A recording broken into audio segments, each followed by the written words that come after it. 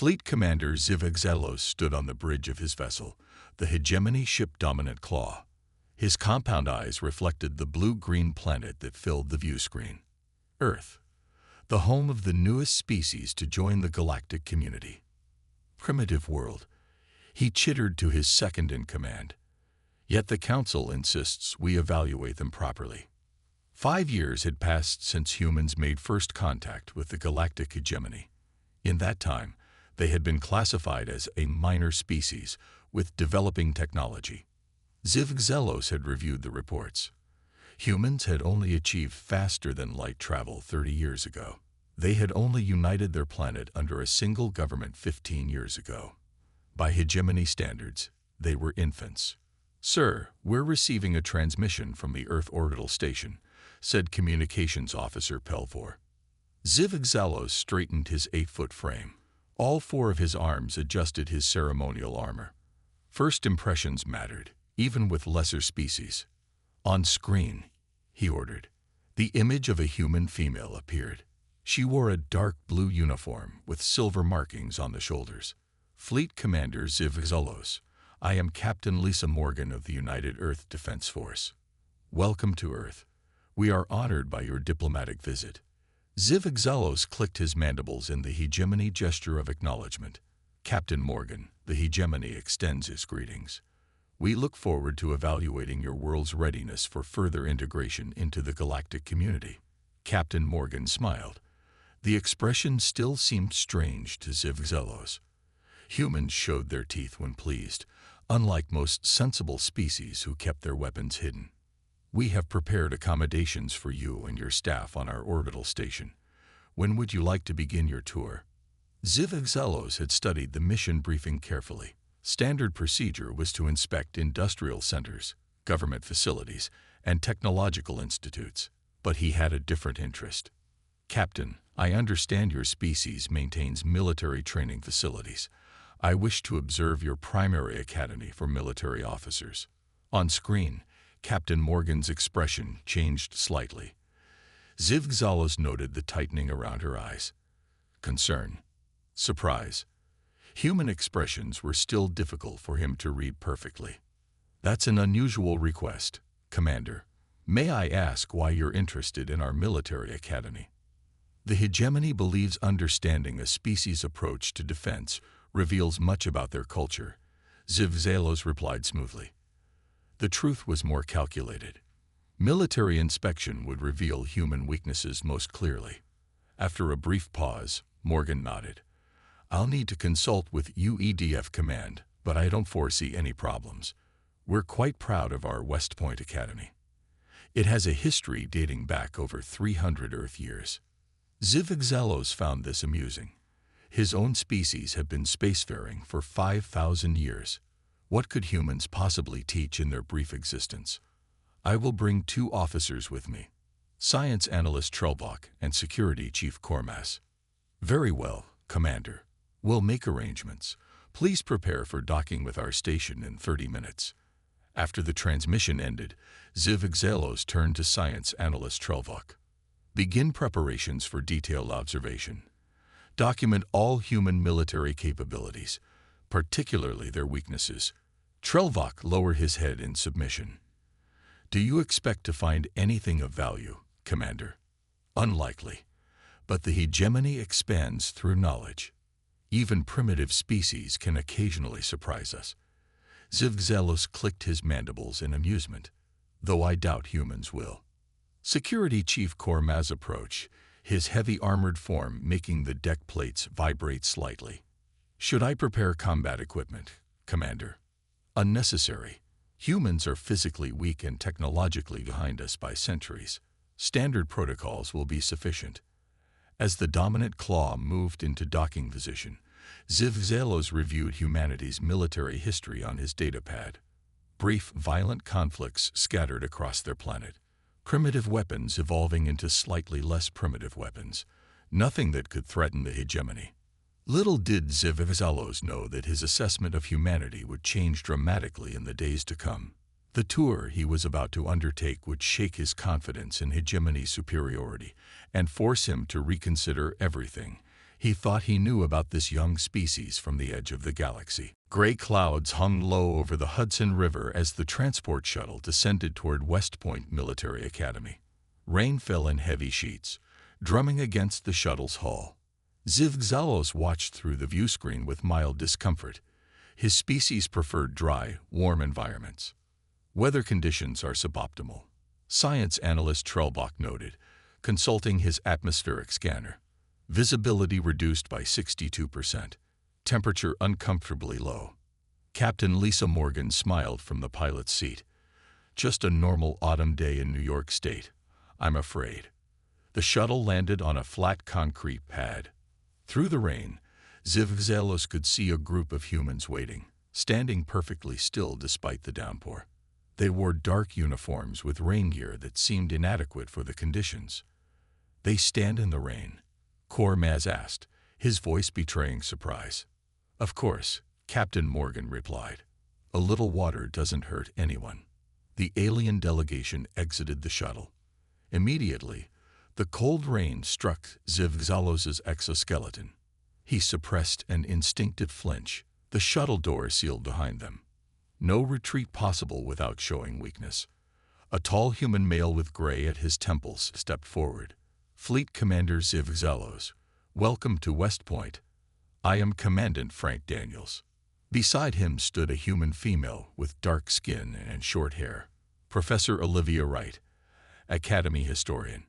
"It's an honor to meet representatives of the hegemony."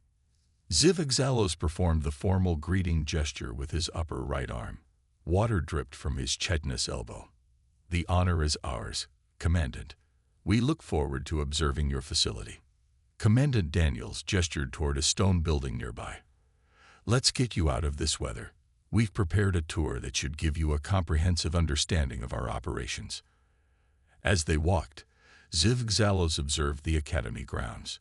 The buildings were made of gray stone, primitive construction by hegemony standards. Many structures appeared quite old. "This facility seems ancient," Zivxalos remarked. Professor Wright nodded with obvious pride. "The academy was established in 1802. Many of our buildings date back to the 19th century. We value our history and traditions." Zivxalos found it peculiar that humans would take pride in outdated structures. In the hegemony, old facilities were replaced with more efficient designs. As they walked, Zivxalos noticed a group of humans running in tight formation through the rain. They wore simple gray clothing now soaked through. Their faces showed strain, but they continued their exercise without complaint. "Why do those humans run in this weather?" Trelbach asked. "Surely training could be postponed until conditions improve." Commandant Daniels stopped walking to observe the running cadets. "Those are first-year cadets in morning physical training. We don't postpone training for weather." "But why?"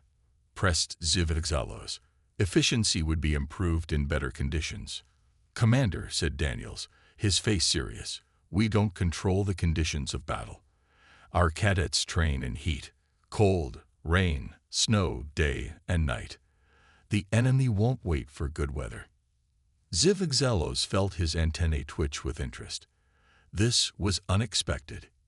In hegemony training, environmental conditions were always optimized. The tour continued to an indoor facility. Through large windows, they observed humans engaged in close combat training. Two cadets circled each other on padded mats. They struck with controlled violence, their movements precise and brutal. "Hand-to-hand combat?" Cormaz asked, his tone suggesting he found the practice primitive. "Yes," said Captain Morgan. "All cadets must master several forms of unarmed combat." "But why?" asked Trelbach. "Modern warfare rarely involves physical combat." Professor Wright smiled. "Because weapons can fail, technology can be lost, but the human body remains." Zivxalos watched as one cadet swiftly flipped his opponent to the ground. The fallen cadet immediately slapped the mat, rose, and resumed fighting stance. No complaint, no hesitation. "How many combat forms do humans practice?" Zivxalos asked. "Over 300 distinct martial arts have been developed across human cultures," Professor Wright answered. many specifically designed to kill or incapacitate opponents. Zivixelos felt a strange sensation in his thorax. Not quite alarm, but a growing interest. The humans were more complex than initial reports suggested. He activated his personal recording device, adjusting settings to capture more detail than originally planned. "I believe," he said carefully, "that I would like to see more." Professor Wright led the alien delegation into a large building with high ceilings and walls lined with glass cases. The air inside was cool and dry. Soft lighting illuminated countless displays. "This is our Academy Museum," she explained. "Here we preserve the history of human warfare and our military traditions." Zivixelos moved to the first display case. Inside lay primitive weapons, sharp metal blades with wooden handles. "These are from Earth's medieval period," Professor Wright said. "Swords, axes, maces, weapons humans used for thousands of years." Trelvok scanned the weapons with his device. Inefficient. Simple metal alloys. No energy projection capabilities. Professor Wright nodded. "True. But humans became remarkably skilled with these simple tools. Some warriors could defeat dozens of opponents single-handedly." They moved through the museum. Each section showed new weapons, each more deadly than the last. Bows gave way to early firearms. Simple guns evolved into automatic weapons. The displays continued with tanks, planes, missiles, and finally, nuclear weapons. "Your species developed nuclear weapons very early in your technological evolution," Zivixelos observed. "Yes," Commandant Daniels replied. "During what we call World War II, a global conflict that killed over 70 million humans." Kormaz's posture changed subtly. 70 million. "Your own species killed that many of your own kind." "Yes," Professor Wright said quietly. "Human history is filled with war. We fought constantly before uniting." Zivixelos moved slowly along the displays, his compound eyes taking in the rapid evolution of human weapons. What troubled him was not just the weapons themselves, but how quickly they had advanced. Each century, sometimes each decade, brought deadlier innovations. "If your species fought itself so consistently, how did you survive?" Trelvok asked. A new voice answered. A young female human in a cadet's uniform approached. "We adapted. We learned." Captain Morgan gestured to the cadet. "This is Cadet Nicole Johnson, one of our top students in military history." Cadet Johnson stood straight, hands clasped behind her back. "Throughout our history, humans studied warfare. We analyzed our failures. We improved our strategies." Zivixelos turned his attention fully to the cadet. "Explain." Johnson pointed to a large table in the center of the room. On it sat a three-dimensional model of mountainous terrain with small figures positioned across it. "This is a model of the Battle of Thermopylae. 300 Spartan warriors held off a Persian force of over 100,000 for 3 days." Kormaz made a dismissive gesture. "Impossible. Numbers always prevail. Not when terrain, strategy, and training are factored in." Johnson replied without hesitation. "The Spartans used the narrow mountain pass to negate Persian numbers. One Spartan warrior could face only 2 or 3 enemies at once, not thousands." The cadet moved to another display showing more modern battles. "We study every conflict. We learn from defeats as much as victories." Professor Wright added, "We constantly run war games, simulations of potential conflicts. Our cadets spend hundreds of hours analyzing possible scenarios." "You simulate battles you have not yet fought?" Zivixelos asked, his antenna twitching with interest. "Of course," Commandant Daniels said. "We must be prepared for any possibility." Zivixelos's mind raced. The hegemony rarely conducted such exercises. Why simulate what had not yet occurred? Yet he could see the logic. The humans prepared for unknown threats by imagining them first. He moved to a final display case. Inside lay a simple book. "What is this?" he asked. "Sun Tzu's The Art of War," Cadet Johnson replied. "Written over 2,500 years ago. We still study it today." Zivigzalos read the translated text beneath the display. If you know the enemy and know yourself, you need not fear the result of 100 battles. He felt a strange sensation in his thorax. The hegemony had conquered 12 species across the galaxy. None had offered significant resistance. None had studied warfare as these humans did. None had spent their entire history fighting, adapting, improving their killing efficiency. Discreetly, Zivigzalos activated his communication device. He sent a brief message to his superiors. Initial assessment of humans may be flawed. Request additional information on species combat capabilities. These beings have spent their entire existence preparing for war. As they left the museum, Zivigzalos found himself looking at the humans differently. Not as primitive creatures, but as something potentially more dangerous. Something that had evolved specifically to fight. The next stop on the tour took the alien delegation to a large building with reinforced walls. Unlike the historical structures they had seen earlier, this facility appeared modern, with sleek lines and secure access points. "This is our Engineering and Weapons Development Center," Captain Morgan explained as she led them through sliding doors. "Cadets here learn to design, test, and improve military technology." Inside, the space hummed with activity. Humans in lab coats moved between workstations. Screens displayed complex diagrams. In the center of the main room, a group of cadets gathered around a table examining what appeared to be a modified rifle. A human male with glasses and a short beard approached. "Welcome to our humble workshop. I'm Dr. Alan Rousseau, head of weapons integration." Zivigzalos nodded in greeting. "Your facility seems adequate for a developing species." Dr. Rousseau smiled. "We make do with what we have. That's actually one of our specialties." He led them to a nearby workstation, where a partially disassembled piece of equipment lay spread out. Zivigzalos recognized it immediately. A hegemony shield generator. His posture stiffened. "This is hegemony technology," he said, his voice sharp. "How did you acquire this?" Captain Morgan stepped forward. "As part of our technology exchange program, we received 20 units for study. This is all perfectly within our agreement." Dr. Rousseau picked up a component.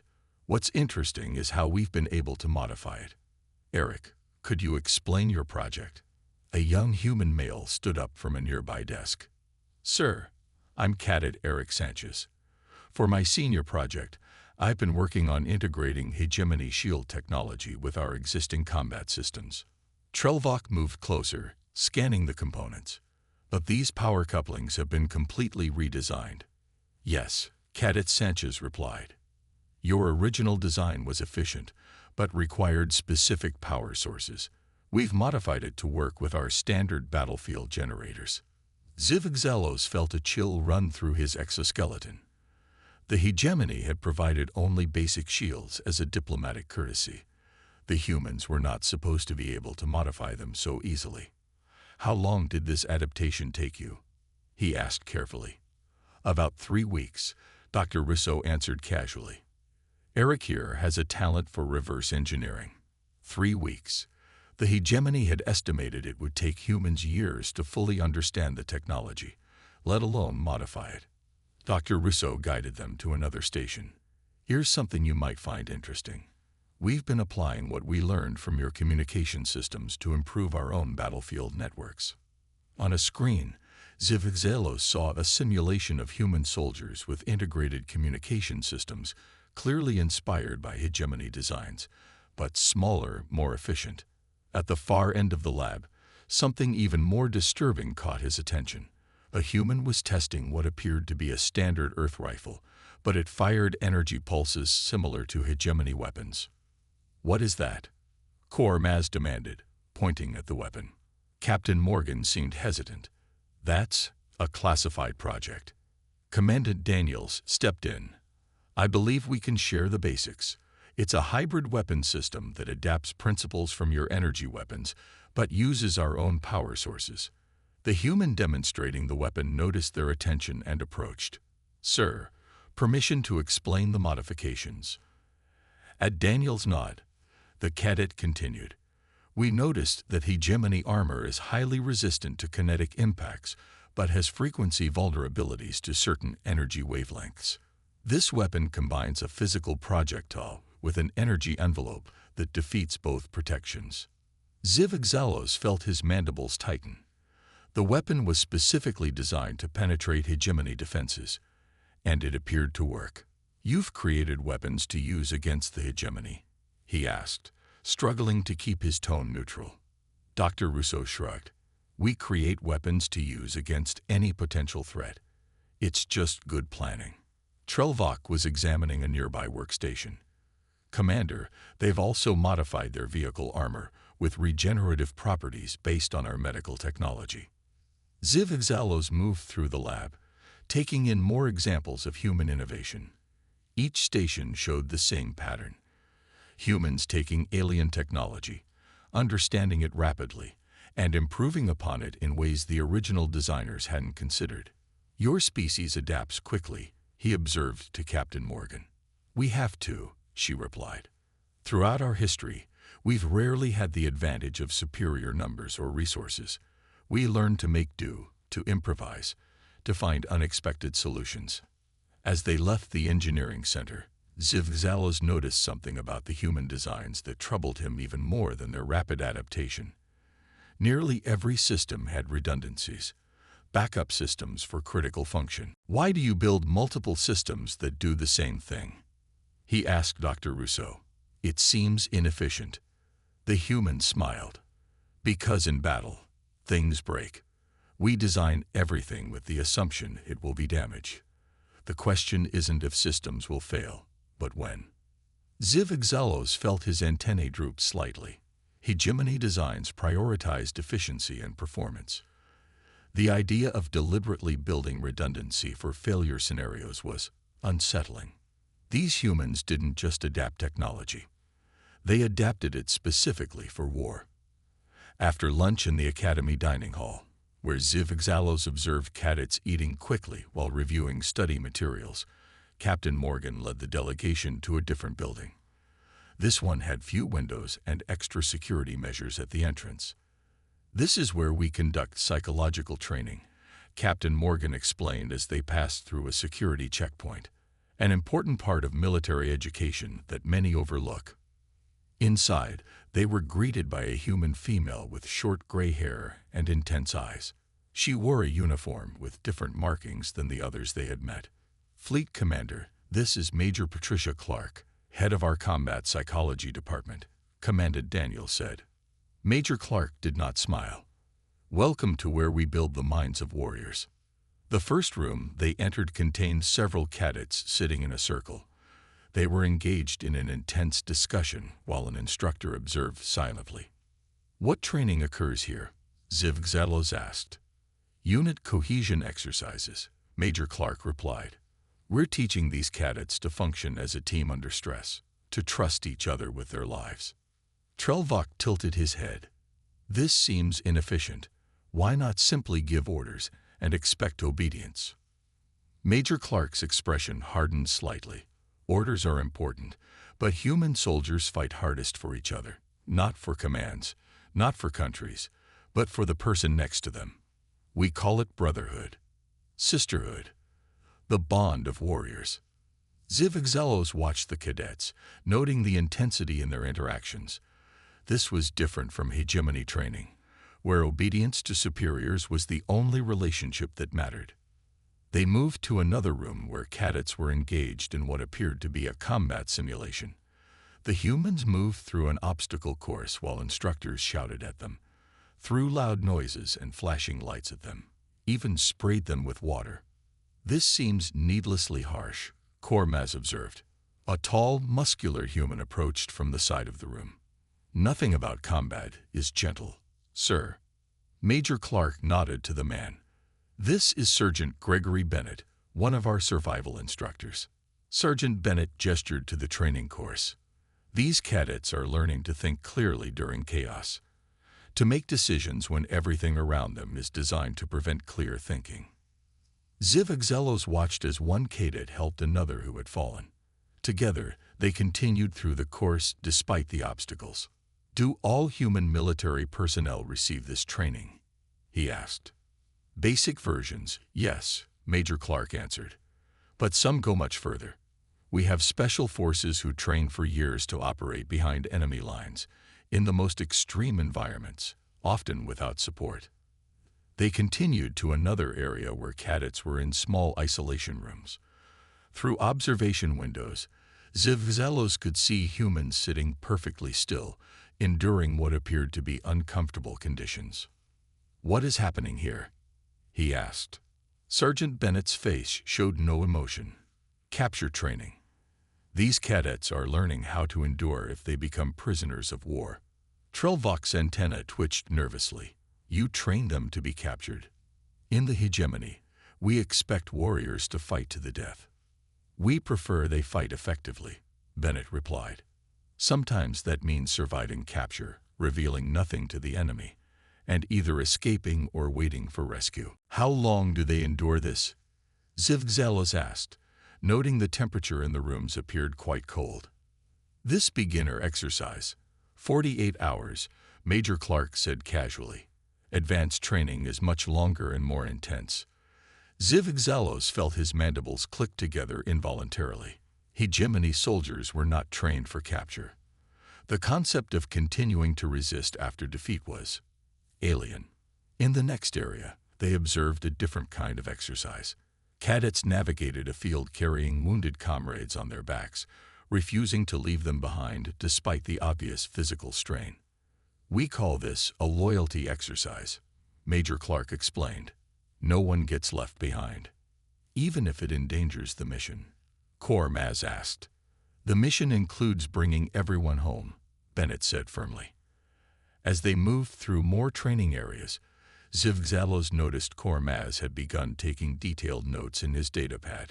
The security chief was no longer simply observing. He was documenting humans as a potential threat. In the final room of the psychological training wing, cadets were reviewing footage of historical battles, discussing not tactics or weapons, but the mental state of the combatants. This battle was lost before it began, an instructor was saying. This force had superior weapons but broken morale. The mind wins before the first shot is fired. Major Clark turned to Zivzelos. The body is a weapon. Technology is a tool. But the mind is what makes a warrior. Zivzelos found himself unable to disagree. In all his years of military service, he had never seen training so focused on mental resilience. The hegemony valued physical strength and technological superiority. These humans valued something perhaps more dangerous: the will to endure, the determination to never surrender, the ability to continue fighting even when defeat seemed certain. Qualities that made a species very, very difficult to conquer. The final area of the tour led the alien delegation to a secure building near the center of the Academy grounds. Unlike the other facilities, this one required special clearance from Commandant Daniels to enter. This is our Strategic Command Center, Captain Morgan explained as they passed through multiple security checkpoints. Here is where our senior cadets learn the art of military planning and strategy. They entered a large room with dimmed lighting. In the center stood a massive holographic display table showing terrain and small unit markers. Around it, a group of cadets were engaged in what appeared to be a heated discussion. A tall human male with silver hair noticed their arrival and approached. Commander Zivzelos, welcome. I am Commander William Harrison, Chief of Strategic Studies. Zivzelos performed the formal greeting. Your facility is impressive for a species at your development stage. Commander Harrison smiled slightly. Thank you. We're currently running a senior cadet exercise. Would you care to observe? The alien delegation moved closer to the holographic display. It showed a complex battlefield scenario with two forces of unequal size. The smaller force was highlighted in blue, the larger in red. What is this exercise? Trelvok asked. Asymmetric warfare simulation, a female cadet answered. She had short blonde hair and intense focus in her eyes. Blue force is outnumbered 3-1 and has inferior technology. They must still achieve their objectives despite these disadvantages. Kormaz made a dismissive gesture. Such a scenario is unrealistic. The superior force will always prevail. Several cadets exchanged glances. Commander Harrison merely raised an eyebrow. History suggests otherwise, he said calmly. Throughout human history, numerically or technologically inferior forces have defeated superior ones through better strategy, terrain advantage, or sheer determination. He gestured to a wall covered with battle maps and diagrams. Marathon, Thermopylae, Hedgincourt, Yorktown, Rorke's Drift, the Winter War, Afghanistan. In each case, the weaker force prevailed. Zivigzelos studied the battle diagrams with growing concern. You specifically train for situations where you are at a disadvantage. Of course, Commander Harrison replied. It would be foolish to only plan for battles where we have the upper hand. The commander led them to another section of the room where different cadets worked at computer stations. These screens showed spacecraft movements and orbital battle patterns. Since making contact with the galactic community, we've adapted our strategic training to include space combat scenarios, Captain Morgan explained. Zivzalos looked over a cadet's shoulder. The simulation showed human ships using asteroid fields and planetary rings as cover while attacking a superior force. The tactics were unorthodox but disturbingly effective. Commander Harrison pressed a button, and the main holographic display changed to show a new simulation. This one featured a force that looked suspiciously like hegemony ships facing off against human vessels. This is, Zivzalos felt his voice catch, a theoretical conflict scenario, Harrison said smoothly. We run simulations against all known spacefaring species. Nothing personal, I assure you. But Zivzalos noticed the detail in the hegemony ship designs. The humans had clearly studied hegemony tactics and technology carefully, and they had developed specific counters to hegemony advantages. You should know, Harrison continued, his voice casual but his eyes sharp, that we maintain what we call dead hand protocols. In the event our command structures are destroyed, automated systems will continue to coordinate counterattacks. The message was clear. Even destroying Earth's leadership would not end human resistance. Captain Morgan guided them to a final station where a cadet was explaining a complex network of small installations throughout the solar system. We've distributed our military capabilities across multiple locations, she explained. No single strike could eliminate our ability to respond. Zivzalos felt a growing unease. The hegemony's standard conquest protocol involved decapitation strikes against leadership centers, followed by shows of overwhelming force to induce surrender. These humans had specifically designed their defenses to make such tactics ineffective. One last question, Zivzalos said to Commander Harrison. Does your species fight more or less effectively when cornered? Harrison's eyes narrowed slightly. There is an old human saying, Commander. Beware the fury of a patient man. We fight hardest when we have no choice but to fight. As they left the strategic command center, Zivzalos noticed Trelvok's nervous movements. The science analyst moved closer to him. Commander, Trelvok whispered, these humans have prepared for conflict with the hegemony. They have studied our weaknesses. They have developed specific counters to our standard tactics. Yes, Zivzalos replied quietly, and they have done so after only 5 years of contact. Imagine what they will develop in 20 years, or 50. The implications were clear. The hegemony had classified humans as a minor species, easily subjugated if necessary. That assessment now seemed dangerously wrong. These humans didn't just prepare for war. They prepared for wars they were not supposed to be able to win. The shuttle ride back to the dominant claw was silent. Zivzalos sat motionless, his compound eyes fixed on the viewport as Earth grew smaller below them. Beside him, Trelvok nervously sorted through data collected during their visit. Kormaz sat rigidly, his security training evident in his alertness despite the apparent safety of the shuttle. Captain Morgan piloted the craft with practiced ease. I hope the tour was informative, Commander, she said, breaking the silence. West Point is one of several military academies we maintain. Each has its own specialties and traditions. Ziv Excelo's antennae twitched. There are more such facilities. Of course, West Point focuses on Army leadership. Annapolis trains naval officers. Colorado Springs produces Air and Space Force commanders. Each service branch has its own training philosophy. More academies, more humans training for war in different ways. The implications were disturbing. Once aboard the Dominant Claw, Ziv Excelos thanked Captain Morgan formally, maintaining the proper diplomatic protocols. When the human delegation departed, he immediately called his officers to the command center. "Begin preparations for departure," he ordered. "I must compose my report to the Hegemony Council immediately." In his private quarters, Ziv Excelos activated the secure communication system. He arranged his thoughts carefully, knowing his words would shape the hegemony's understanding of humanity. After a moment of reflection, he began. "To the High Council of the Galactic Hegemony, I, Fleet Commander Ziv Excelos, submit this urgent report regarding the species known as humans. After personal inspection of their military training facilities, I must strongly advise a reassessment of their classification and potential threat level." He paused, considering how to convey the gravity of his concerns without seeming alarmist. First, humans evolved as persistence predators. Unlike most sentient species who evolved from herd animals or omnivorous gatherers, humans developed as hunters who tracked prey to exhaustion.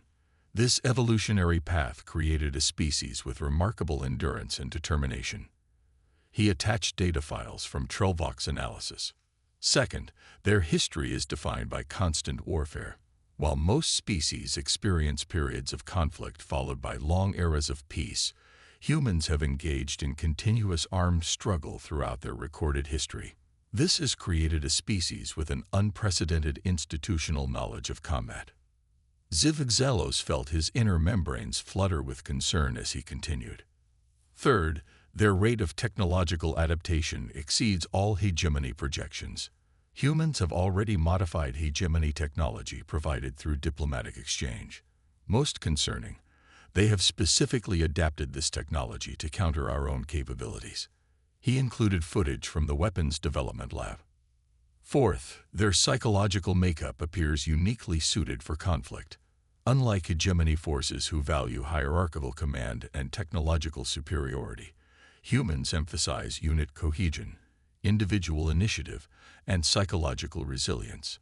They train extensively for worst-case scenarios including capture, equipment failure, and overwhelming odds. The most disturbing findings came last. Finally, and most alarmingly, humanity has already developed detailed strategic plans for potential conflict with the hegemony. Despite our limited contact, they have studied our tactics, identified our weaknesses, and created countermeasures specifically designed to neutralize our advantages. Ziv Excelos paused, knowing his next words would be controversial. Based on these observations, I strongly recommend reclassifying humans from minor species to emerging major power. Standard hegemony conquest protocols would likely fail against this species, resulting in a prolonged conflict with uncertain outcome. He included all the data collected during the tour, along with his personal observations. My recommendation is to pursue full diplomatic integration of humanity as equals rather than risk open conflict. Their current military capabilities, while limited compared to the hegemony, are advancing at an unprecedented rate. More importantly, their psychological and strategic preparation for interspecies conflict suggests they would prove exceptionally difficult to subjugate. Ziv Excelos concluded his report with a final observation. In all my cycles of service to the hegemony, I have never encountered a species that seems so precisely evolved for warfare. The humans do not fear conflict. They prepare for it. They do not avoid hardship. They train in it. They do not expect victory. They plan for every contingency, including defeat. He sent the transmission, knowing it would take time for the council to respond.